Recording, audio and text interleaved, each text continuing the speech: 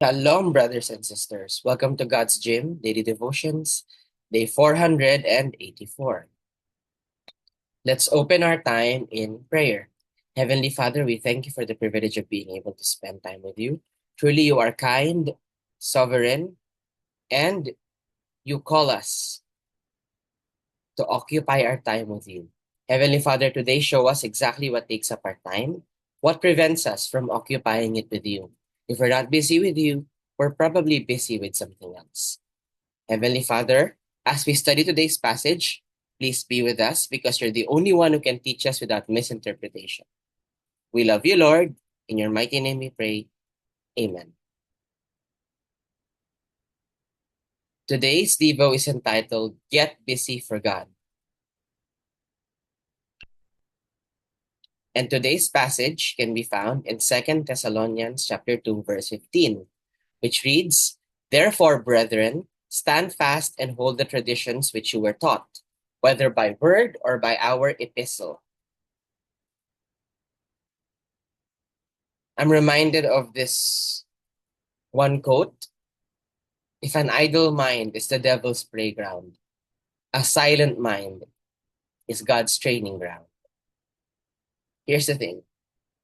A silent mind is not literal. It means your mind is silent because you're busy for God. But if your mind is idle, that means you're not doing anything. You're just open to temptation.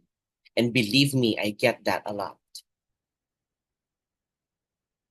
So what is God trying to say, or what does he want to tell us?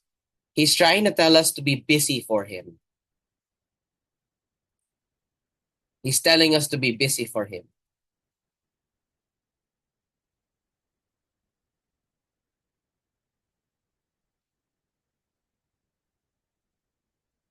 Because if not, then that will be Satan's way of tempting us.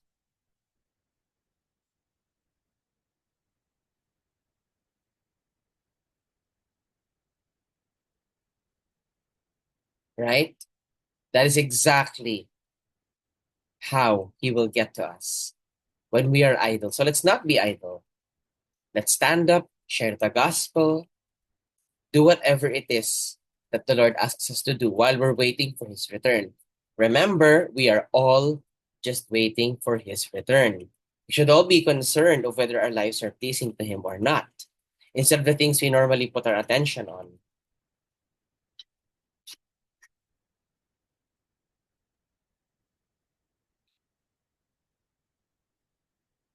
And that is what God wants to teach us today.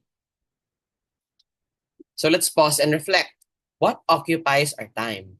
Our answer to this question will show us exactly what our idols are. Do we occupy our time with Jesus or something else? Right? Whatever your answer is, I leave it between you and the Lord. And with that, let's close our time in prayer. Heavenly Father, we thank you for this wonderful lesson. Lord, show me what occupies my time that I might replace it if need be and be busy for you instead. We love you, Lord. In your mighty name we pray. Amen. And that will be all.